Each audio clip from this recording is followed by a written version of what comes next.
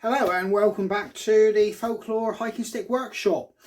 I've got quite a lot on at the moment. We went to a cherry fair sale at Menheliot and we sold 12 pieces and my stock is looking pretty depleted. We've also managed to sell some from the outside stall outside our house, and combined that means my stock is running really low. I had no idea I was going to sell as much as I have over such a condensed short period. It's not unheard of, but it's not the norm for me. So, and on top of that, I've got a custom order. I've got a gentleman who wants a hiking stick at 135 inches. I've got a nice pit already straightened here, and I'm going to turn this into his hiking stick. He's got some specific requests for it, but I've had to straighten it using the hot air gun method, quite simply because, and I'll let you see, because I am actually going to be working down in the woodshed because of the temperatures we've had over the last few weeks.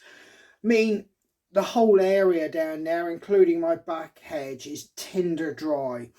Having it in the fire pit, it should technically be safe, but one spark and I could be calling the fire brigade and, being pretty unpopular in the village, I would say, as I burned down half of it. So I haven't taken no risks.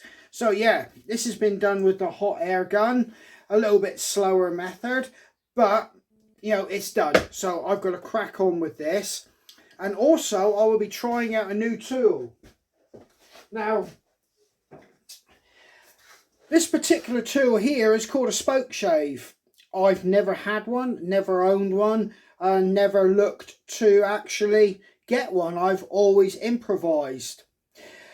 But a kind subscriber, Jay, you know who you are, actually did send this to me and said, basically, see how you get on with it and, give it a go. So I'm about to, already holding it, which I'll be using it pulling towards me. I instantly know it's going to be a bit of a game changer because I use a block plane which you're pushing. Now when you're doing a vast quantity of hiking sticks like I've got to now to get my stock up, boy, it really does work the muscles.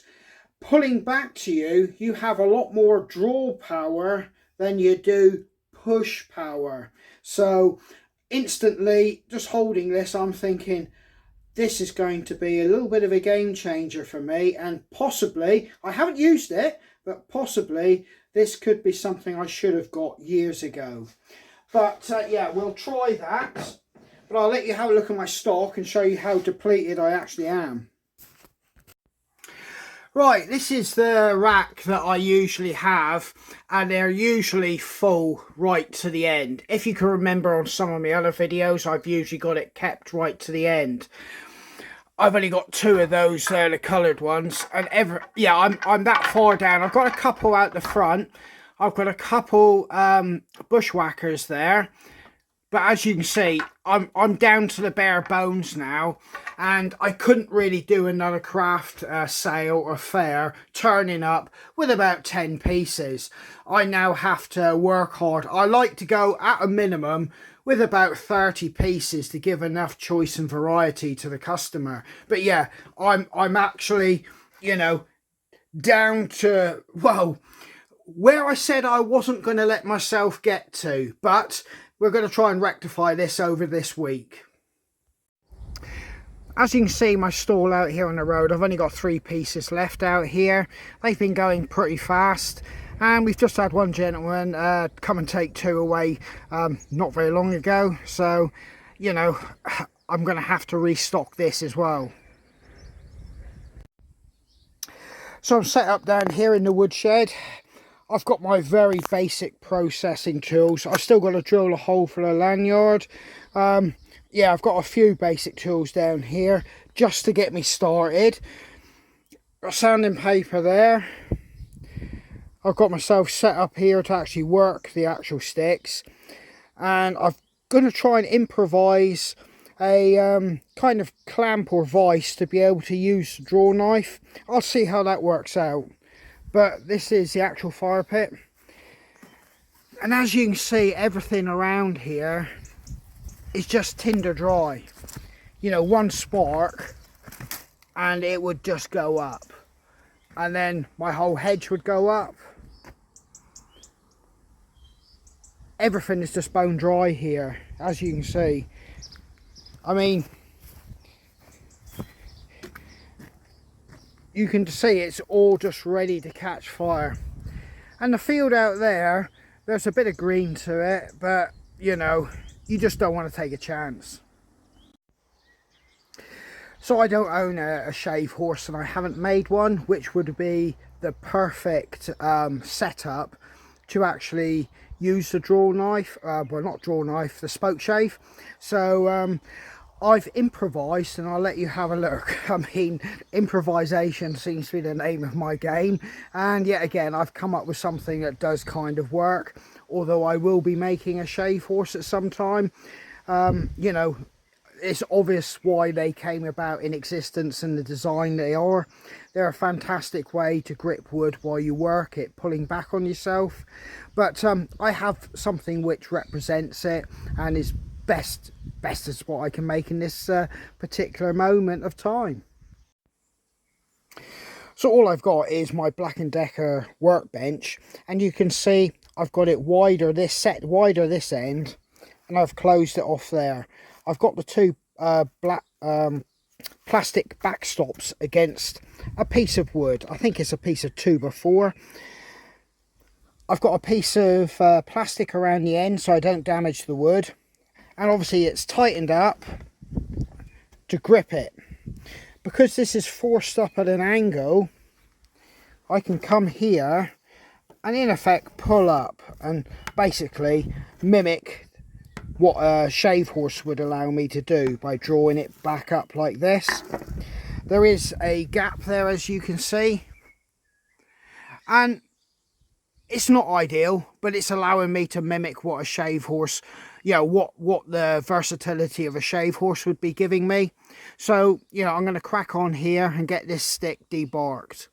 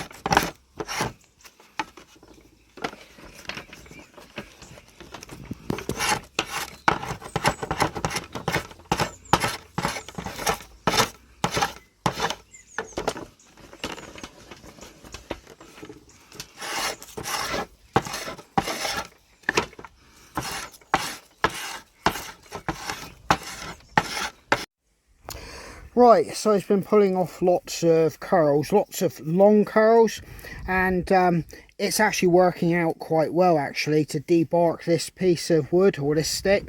And as you can see, I'm not leaving too much of a hexagon markings. As you take off the actual material, you don't, you know, inadvertently get lots of flat surfaces. You're able to flow with it quite well, and as you can see, it's taking off a lot of material, as in, you know, the bark, you know, pretty nicely, and I'm not taking away too much wood. When I first set this one up, I was taking a lot of wood away, and I mistakenly thought if I take more off in one go, you know, I'll get things done faster. But I've since learnt, just by using it, to have the blade set where you're taking minimal off but passing over 2 or 3 times, and you'll get a better result rather than try to remove too much material in one go. Now I've actually got the actual blade set pretty flush and square with minimal protrusion there, and that seems to be working out pretty well. Like I said, I misguidedly thought if I took more off it would be faster and give me a better result, but it does seem that a spoke shave, you want to take off little and more often, as the saying goes. But it's given me a good result here. I'm quite pleased. Obviously I haven't given you a full in-depth, you know, look over what a spoke shave can do, but I'm just giving you my first initial thoughts because it was sent to me and I've never used one. I definitely feel I should have had one of these a long time ago, and I can see this is going to really speed up the process. When I'm not recording, this will be a lot faster. But yeah, I'm very pleased with this, and I'm going to get all these here done, and obviously I'm not going to have a camera, so it's going to be a lot faster.